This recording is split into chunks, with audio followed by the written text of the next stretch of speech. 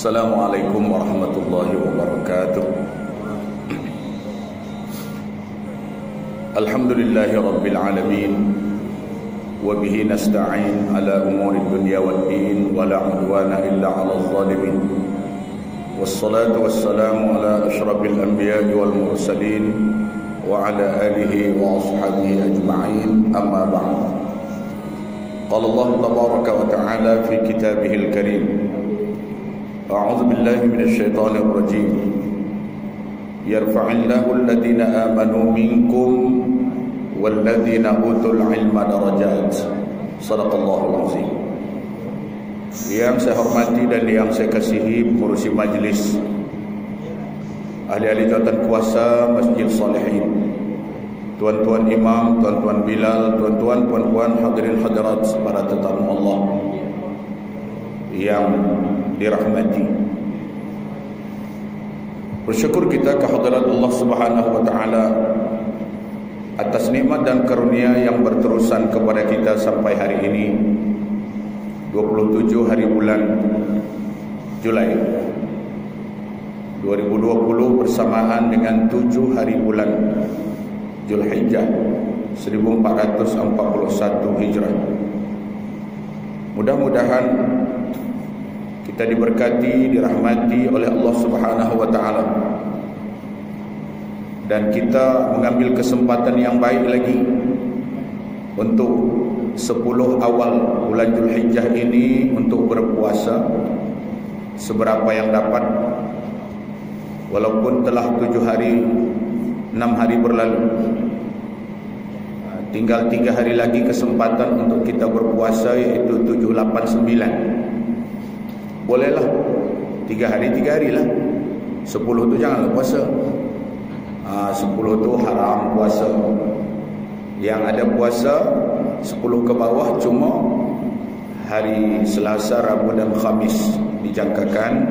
Jumaat kita akan hari raya. Jadi bolehlah. Kalau nak tambah amal ibadah malam lah pula, ya, kita berqiyamul lail, kita solat taubat, kita solat tasbih jika mampu, banyakkan solat tahajud, hajat dan lain-lain. Pendek kata bahawa 10 hari awal ni bulan Zulhijjah adalah hari-hari terbaik. Ya, hari-hari terbaik. Ada ulama menganjurkan bahkan kalau boleh sekiranya diwajibkan puasa 10 awal Zulhijjah.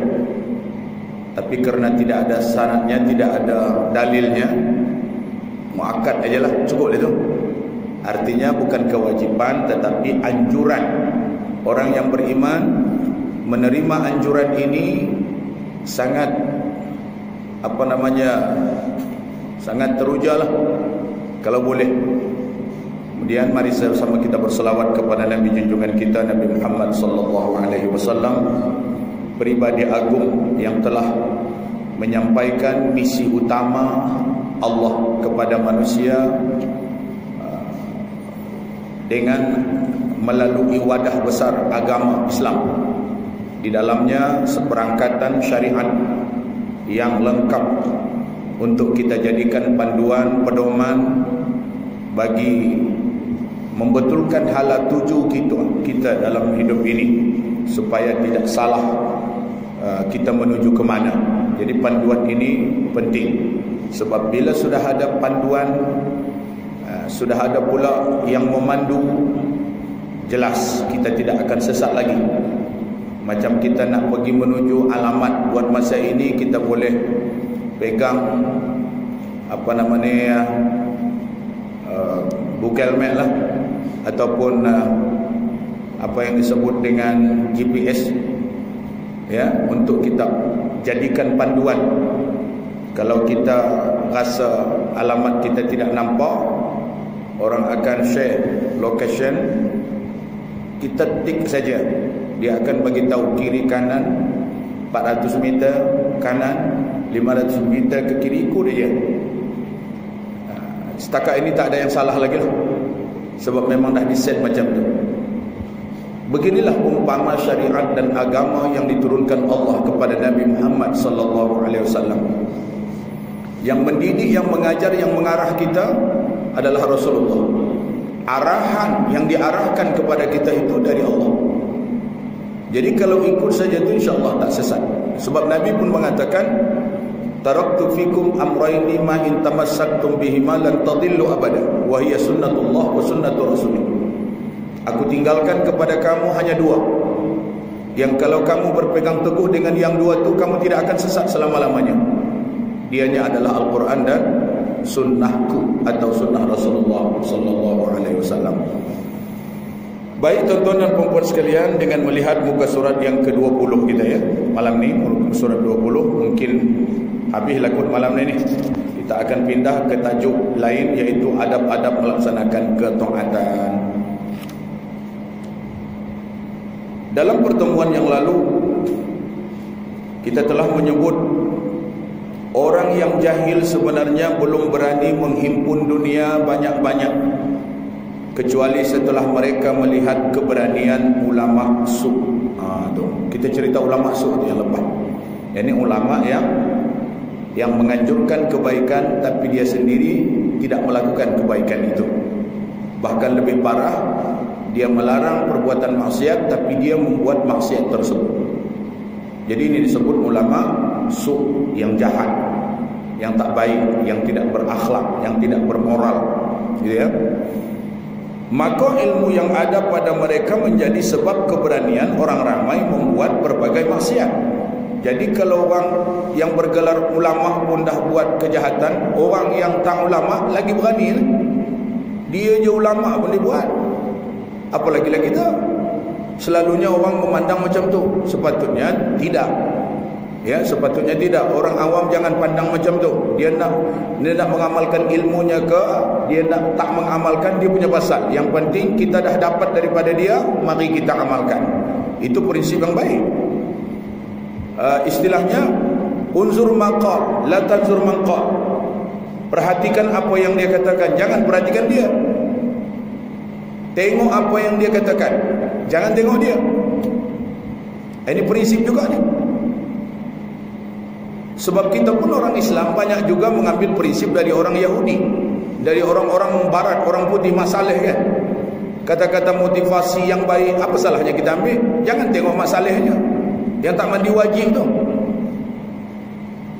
yang agama lain tu, yang tak jelas agamanya, yang tak beragama pun ada. Tapi bila dia mengungkapkan kata-kata hikmah yang baik, apa salahnya kita ambil? Berapa banyak penulis-penulis Muslim yang mengambil perkataan-perkataan masalih, seperti A.R. Gibb, seperti pujangga Perancis tu, kalau nak sebut nama orang putih ni payah juga, takut kang terselia lidah pula kan. Tahu yang lama-lama seperti ahli-ahli falsafah, seperti Aristoteles, seperti Pythagoras, seperti Socrates, itu semua tu. Dia ni bukan orang Islam, bukan orang yang berakidah, tapi kita promote dia punya kata-kata, dia punya buah pikiran. Tak ada masalah, asalkan dia kebaikan. Jadi orang Islam pun begitu. Kalaupun dia ulama su sekali, kita ambil ungkapannya, kata-katanya, dia tak beramal, dia punya pasal. Tapi kita amalkan apa yang dia kata. Sebab kita tak berdosa mengamalkan amalan orang yang tak beramal. Ya, orang yang menyampaikan ilmu dia tak beramal, kita tak berdosa menyampaikan yang dia sampaikan tu, mengamalkan yang dia sampaikan tu. Ya, tak berdosa kita, tak salah. So anda disuruh, jadilah anda menjadi orang yang paling pemurah, dia sendiri kedekut. Kan contohnya. Kita yang mendengar tu jadi pemurah. Okey, tak apa. Jangan pula tiru. Dia alim pun tak pemurah, apalagi kita. Selalunya kadang-kadang macam itu, kita ikut yang tak baik. Siapalah kita, dia orang alim pun tak buat. Kalau macam tu banyak tak jadi gitu. Ya, tuan-tuan dan puan-puan sekalian rahimakumullah. Baik, maka inilah yang sangat dibimbangkan oleh Nabi, sampai Nabi mengatakan dia lebih takut pada orang ulama su ni daripada Dajjal, kata dia. Yang kita baca yang lepas. Ya, Rasul lebih takut kepada umatnya yang alim berbeza dengan Dajjal. Tapi umat yang alim yang tak beramal tadi, ini yang dia takut. Karena itulah maka pesanan ini boleh dijadikan sebagai pegangan. Namun demikian nafsu ammarah, ulama su ini selalu membisikkan di telinga mereka bermacam-macam angan-angan, membisikkan kepadanya bahawa dia telah banyak menabur jasa di kalangan manusia sehingga dia layak untuk menerima bermacam-macam anugerah daripada Allah. Ini bisikan syaitan iblis itu biasalah, tuan-tuan. Kamu ulama, alim ulama, tak beramal pun tak apa, kan kamu dah ada ilmu. Jadi yang wajib beramal ni orang tak berilmu lagi. Kamu yang ada ilmu tak apa, kamu tinggal amal nanti-nantilah, tunggu bila-bila. Padahal ajal tu tidak menunggu. Ya, ajal tu boleh bila-bila masa sampai. Tapi itulah bisikan tadi ni, syaitan tu dia mahu ulama tadi ni lalai. Dia mahu ulama itu leka. Dia mahu ulama itu tak beramal supaya masuk dalam kategori orang yang dibimbangi oleh Nabi. Kerja dia itu. Kita tak boleh nak juga salahkan dia sebab dia iblis, syaitan, memang kerja dia. Kadang-kadang kita tak sembahyang pun kita kata ini iblis punya kerja lah. Dia punya kerja lah memang. Yang kita mahu dikerja itu kenapa? Kan? Macam-macam keburukan yang kita lakukan, bila sudah kita buat, iblis juga yang salah. Kalau bolehlah iblis menjelma demak-demak kita ni, dia bercakap ketika kita persalahkan dia, asyik aku je yang salah, kata dia. Yang kau orang tak salah. Aku memang kerja aku tu. Memang kerja aku untuk menggoda dan menjahanamkan kamu. Tak ada kerja lain. Satu aja kerja dia, nak rosakkan anak Adam. Itu je. Sedangkan kita kerja banyak. Digoda kita, kita pun ikut dia. Bila kita dah ikut dia, kita rasa terjerumus, kita salahkan dia. Ya. Mentang-mentang laku syaitan, kata dia. Sikit-sikit salah aku, kata dia. Kan? Padahal kau orang pun sudah macam syaitan dah, macam orang aku dah. Yang ikut aku kenapa? Macam khinzir itulah kan. Khinzir, kalau kita marah dengan orang, kita cakap, kau ni macam ini betul-betul. Kalau babi tu boleh bercakap, aku juga yang salah. Padahal apa salah aku? Bila orang geram dengan orang, cakap kasar, keluar nama aku, kata dia.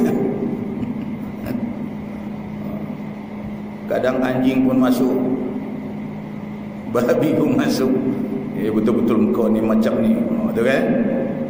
Kenapa pula? Aku bukan minta aku dijadikan sebagai ini, kata dia. Allah dah jadikan aku. Nak buat macam mana? Kalau dia nak bercakap lah. Itulah silap salah kita. Selalu sangat menyalahkan orang lain. Kita sendiri jarang kita lihat salah kita. Ini pun kesalahan besar ni. Suka melihat kesalahan orang, suka menyalahkan orang, tak suka menyalahkan diri sendiri.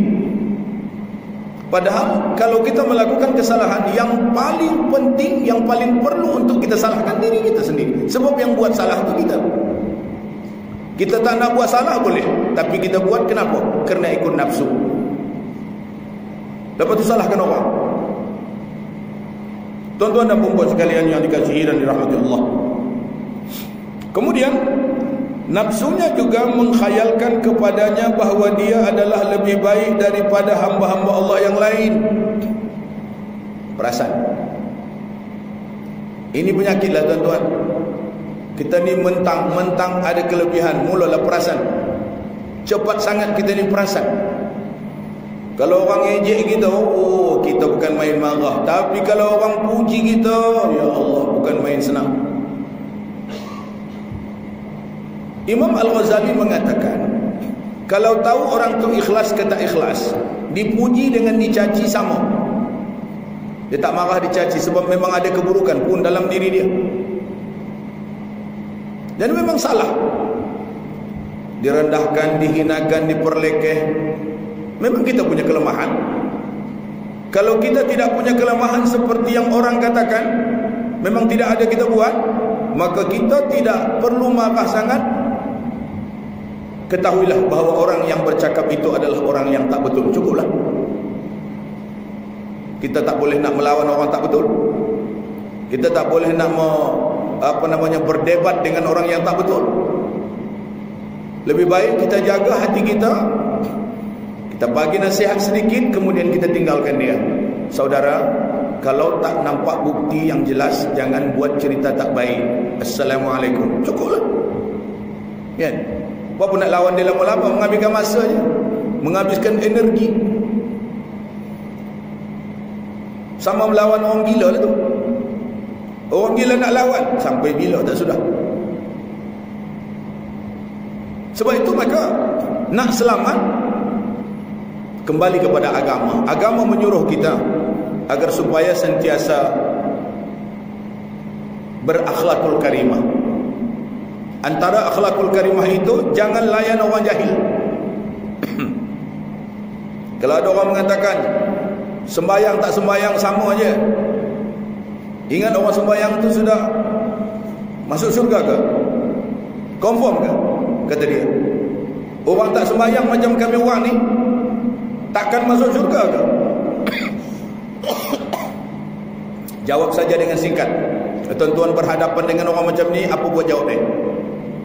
Memang betul lah, orang sembahyang macam kita ni belum ada jaminan masuk syurga. Tuan-tuan jangan perasan pula, kan? Ada perasan kan nak masuk syurga macam kita ni? Belum tahu kan?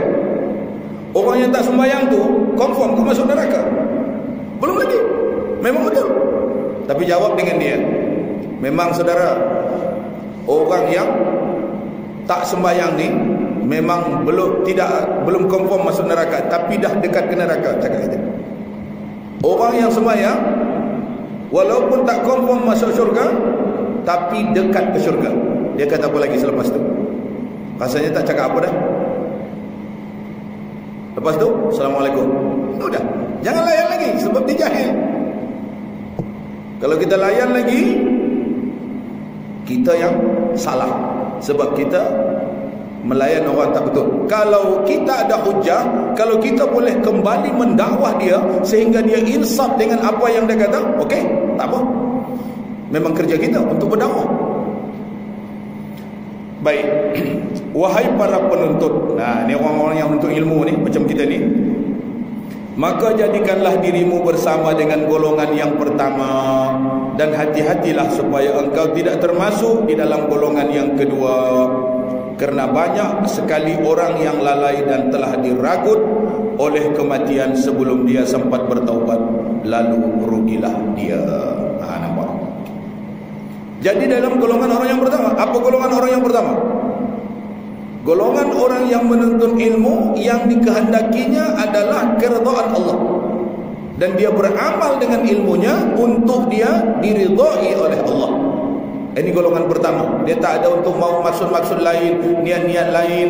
Tidak ada tujuan untuk mencari pangkat dan kedudukan tinggi di dunia. Tidak ada tujuan untuk jadi orang kaya. Tidak ada tujuan dengan ilmunya dia akan melawan para ulama-ulama yang lain, ya, untuk menandingi para ulama. Tak begitu. Dia belajar ilmu untuk membetulkan ibadahnya, untuk meningkatkan taraf dan derajat ibadahnya kepada Allah. Itu tujuan dia. Dan tu supaya dia tidak susah nanti di akhirat.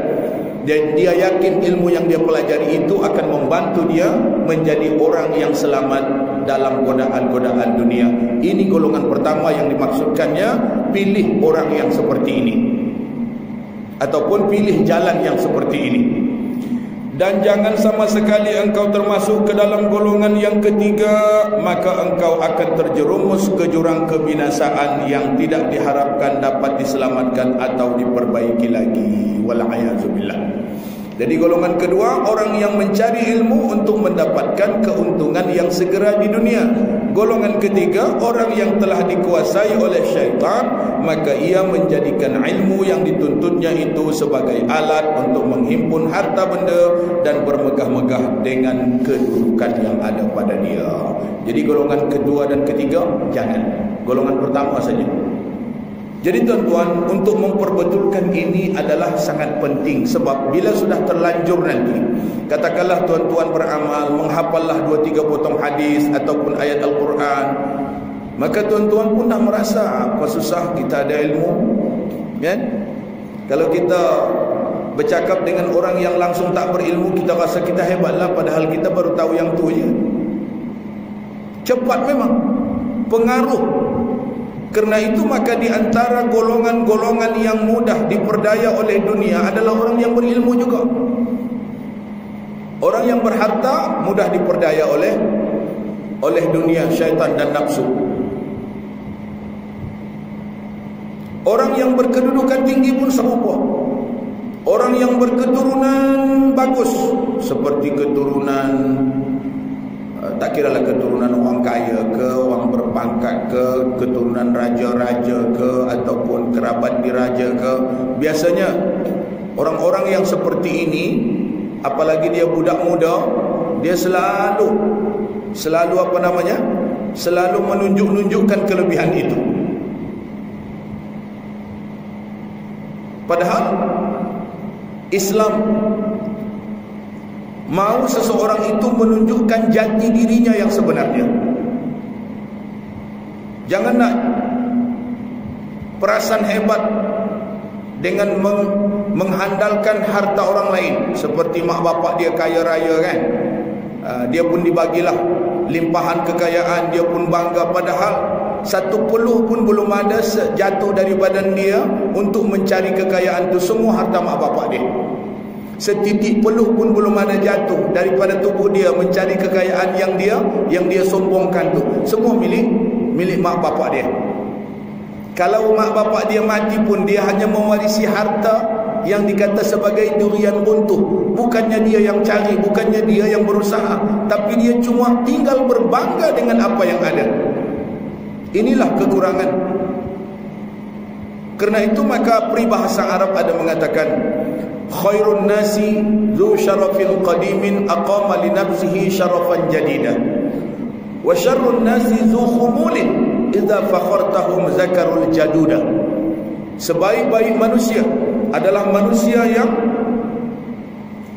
diberi Allah kemuliaan kepada leluhurnya yang dulu, kemudian dia sanggup mengembalikan kemuliaan itu pada dirinya dan pada zamannya.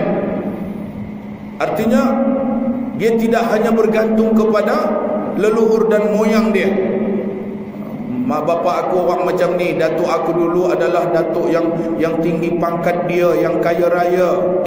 Kemudian bapak kepada datuk aku pun adalah orang berpengaruh. Yang awak sendiri apa? Tak ada apa. Cuma membangga-banggakan leluhur dan keturunan aja. Itu makanya dalam bait yang berikutnya, wa syarrun nasi zukhumulin. Sejahat-jahat manusia adalah manusia yang banyak berkhayal. Khumul, berkhayal, banyak sangat cerita. Ya, bangga dengan apa yang pernah diraih orang-orang terdahulu. Idza fakhartahum zakalul jaduda. Apabila orang-orang lain mengatakan bapak saya macam ni, datuk saya begini, dia pun kata aku pun hebat bapak aku, datuk aku. Awak sendiri macam mana? Awak sendiri tak ada apa-apa. Itu masalah dia. Jadi tuan-tuan dan puan-puan sekalian yang dirahmati Allah, Rasulullah menginginkan setiap orang mesti bangkit melalui jati diri yang asli. Kalau boleh jangan meniru-niru, kalau boleh setakat meniru untuk maju, tapi jangan meniru semua. Sampai suara pun ditiru, sampai kelakuan pun ditiru, sampai gaya, apa orang kata, penampilan tu, action pun ditiru, sehingga tak ada jati diri dia, hilang terus. Maaflah kadang-kadang yang begitu. Macam ada muazzin kan, dia tiru muazzin orang Madinah, muazzin orang Makkah, ya. Oi, macam muazzin Makkah betul. Azan dia macam mana? Dia sendiri macam mana bunyi azan dia? Sebenarnya dari apa namanya? Hakikatnya yang dikehendaki dia sendiri yang cipta, bukan ditiru orang lain. Ada orang ceramah, dia ikut ceramah orang lain, betul-betul sebiji macam ceramah orang. Sampai meninggal orang tu, inilah ganti dia. Memang sebiji macam orang yang ulama dulu tu kan, macam alim dulu tu. Dia tiru sungguh-sungguh. Dia beli CD dia, kaset dia hafal sungguh-sungguh. Bukan isi kaset CD itu saja dia hafal, intonation pun dia hafal sekali. Dia punya gaya tarikan, tekanan suara tu. Sampai apa? Sampai hilang jati diri dia. Dia sendiri pun tak tahu mana yang datang dari diri dia. Ditiru orang lain. Penyanyi pun macam tu juga. Kalau boleh janganlah semua, sikit-sikit bolehlah, seakan-akan kan ya. Tapi jangan ngam-ngam tu kan. 95 ke 99%. Subhanallah, tuan-tuan dan puan-puan sekalian. Baik. Maka apabila engkau bertanya, apakah itu bidayatul hidayah? Apakah itu bidayatul hidayah? Artinya apa? Ini kitab kita ni. Kitab kita ni Bidayatul Hidayah ni. Permulaan jalan menuju hidayah. Itulah dia Bidayatul Hidayah. Permulaan jalan menuju hidayah. Jadi kita ni bukan calang-calang ni tuan-tuan. Kita ni sudah menuju hidayah. Yang kita nak pelajari ni adalah ilmu-ilmu yang Allah akan bagi hidayah kepada kita. Jadi kalau belajar fiqh baru syariat. Kalau belajar sejarah baru sejarah.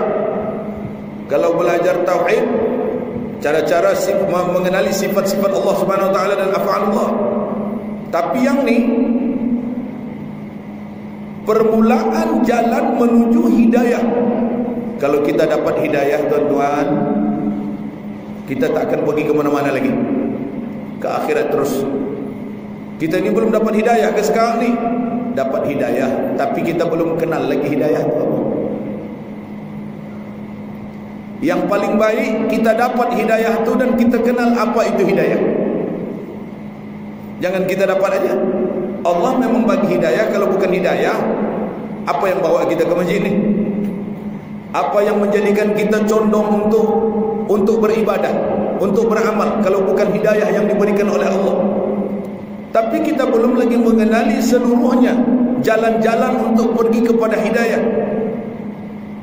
Jika kita dapat seperti rezeki yang orang bagi macam tu aja, jalan-jalan untuk rezeki itu dapat, kita tak tahu. Alangkah indahnya, alangkah cantiknya, moleknya kalau kita dapat satu pemberian dan kita tahu cara-cara mendapatkannya. Dari hasil kerja kita, dari hasil usaha kita. Ini lebih cantik lah. Tuan-tuan dapat hadiah, tapi tuan-tuan tak dibagi tahu pasal apa tuan-tuan dapat hadiah. Tak puas hati kita. Diisytiharkan kita orang yang menjadi pemenang. Apa yang aku buat? Ya. Berbanding kalau kita sendiri yang berusaha dari awal. Orang kata buat begini, kemudian kita buat betul-betul macam yang dia mau sehingga kita dapat hadiah. Kalau daripada orang hadiah lah, kalau daripada Allah hidayah.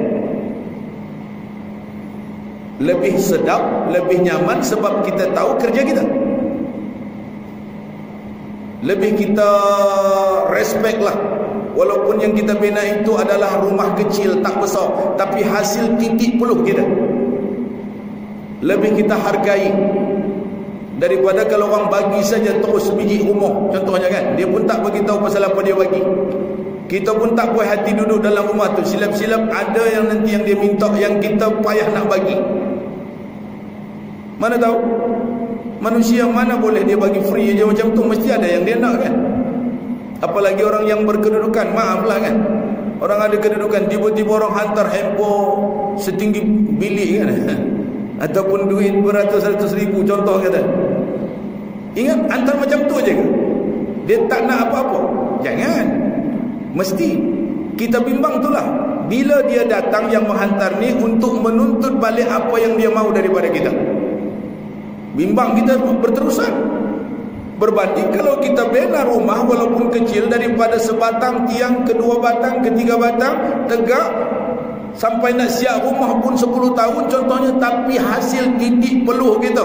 Bila siap saja seronok tuan-tuan. Memang tak ada orang ganggu, tak ada orang kacau, sebab kita yang buat. Itu umpama dia lah. Tuan-tuan dan puan-puan sekalian yang dikasihi dan dirahmati Allah, untuk dapat aku mencubanya bagi diriku, maka ketahuilah bahawa permulaan jalan hidayah itu ialah takwa yang zahir. Ini yang kita nak bincang. Permulaan hidayah itu takwa yang zahir. Takwa yang zahir itu apa, tuan-tuan? Kita sudah mahu tunduk taat kepada perintah Allah secara zahir. Misalnya suruh puasa, kita puasa. Suruh sembahyang, kita sembahyang. Suruh pergi haji, kita pergi haji. Suruh kita berzakat, kita berzakat. Suruh sedekah infak, kita sedekah infak. Suruh kita buat baik, kita buat baik. Ini belum dalaman lagi ni, zahir. Itu sudah permulaan takwa secara zahir. Maaflah, kalau kita berbuat itu semua, orang lain akan respect kita. Sebab yang orang tengok adalah yang zahir. Dalam orang tak tahu lagi. Ramai orang yang bersedekah tapi tak ikhlas, nak cari nama. Tapi kebaikannya sudah nampaklah, sebab dia sudah mau bersedekah. Banding dengan orang kedukun, langsung dia tak mau bagi apa-apa, lagi teruk. Sayyidina Ali pernah ditanya, mana lebih baik orang yang tidak bersedekah takut riak berbanding dengan orang yang bersedekah walaupun riak? Tuan-tuan pilih yang mana? Alah, sedekah tu riak aja tu, okey? Orang cakap begitu. Itu sebabnya aku tak sedekah, sebab aku takut riak. Agak-agak mana lagi boleh? Baguslah tak bersedekah, jadi duit pun tak hilang. Itulah tanda kedukun tu. Padahal kalau dia bersedekah walaupun riak, sudah ada kebaikan yang dia buat. Artinya orang yang menerima sedekah tu, dia takkan tanya ikhlas ke tak ikhlas. Yang penting dia dah dapat kan, ada tak manfaat? Jelas ada. Nak buat masjid, buat surau dengan sedekah dia sedekah berapa? 150,000. Orang tambah sikit lagi-lagi lah, buat surau sebiji pasal sedekah dia. Jangan tanya dari mana kau dapat duit, kau kerja apa? Ikhlas ke tak ikhlas? Kalau tak ikhlas, kita orang tak boleh terima, tak jadilah buat surau. Jadi kalau orang sudah sedekah, jangan nak kita tanya persoalan-persoalan lain, dari mana sumbernya. Artinya dia sudah bagi, alhamdulillah, ada manfaatnya. Kalau dia tak ikhlas sekalipun, dia tak dapat pahala dari segi ikhlasnya, tapi dia dapat pahala doa orang yang menerima tu. Orang yang menerima tu, dia tak tahu apa, dia terima tu, nampak benda tu, alhamdulillah, syukur ya Allah, panjangkan umur dia ya Allah, berkati hidup dia ya Allah, berkati hidup keluarganya ya Allah, tenangkan fikirannya ya Allah, jadikan ia menjadi orang yang terkenal ya Allah. Doa itu dia dapat. Kalau dia tak bagi tu, apa dia dapat? Tak adalah orang berdoa. Jangan kata kosong, alah tak ada ikhlas, riak tu tak ada apa, memang habis begitu aja. Jangan cakap, jangan sembarang cakap.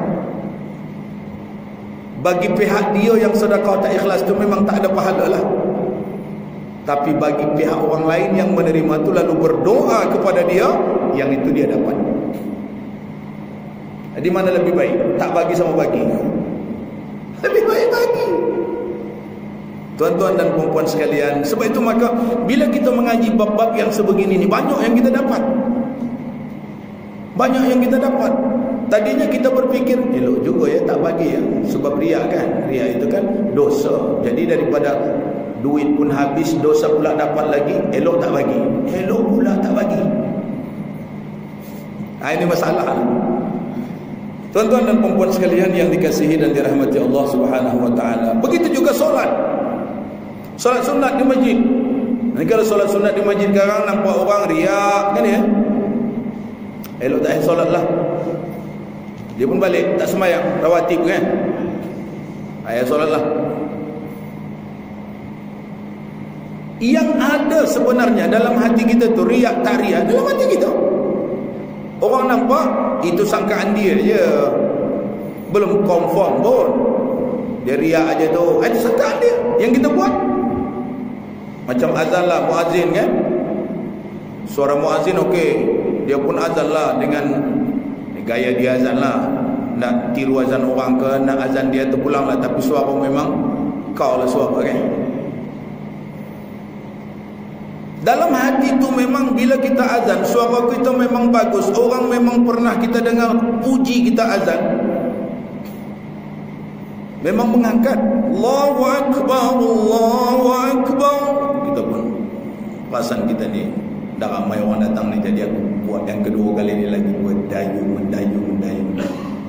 Allahu Akbar, Allah. Dan begitulah macam ya. Contohlah, tambah ramai didengar orang datang, tambah mendayu, agak-agak boleh selamat ke daripada sum'ah ini. Kalau dia berterusan sampai habis begitu, dia tak selamat, dia berdosa. Habis macam mana nak menjadikan selamat dan tak berdosa? Kita kena belajar bahwasanya azan ini adalah syariat. Azan ini adalah syariat. Dan azan itu berpahala. Orang dengar azan berpahala, sahut kalimat-kalimat azan berpahala. Artinya yang kita buat itu ibadah, syiar Islam. Rasulullah mahu syiar Islam ini dikumandangkan dengan cara dan gaya yang menarik. Kalau ada suara bagus, buat suara bagus. Jangan takut riak nanti, walaupun bagus suaranya, dia buat azan Allahu Akbar, Allahu Akbar, Allah. Orang kata ini dah qomat ni, tak sempat lagi datang. Dia orang ingat bukan azan, macam qomat aja bunyinya. Eloklah buat mendayu tak apa. Sebab itu maka Rasulullah menunjuk Bilal, muazzin dia. Bilal tu orang muda, suaranya melengking kuat dan bergalun. Kau tukang azan Bilal. Kalau tidak, yang paling patut jadi tukang azan Rasulullah Abu Bakar kan? Abu Bakar yang dekat dengan Rasul, bapa mertua Rasul, teman Rasul di Gua Sur, berhijrah, orang yang pertama-tama masuk Islam dari kalangan orang dewasa. Banyaklah sebab-sebab keutamaan Abu Bakar. Patutnya Abu Bakar Bilal, Rasulullah imam, ngam, betul tak?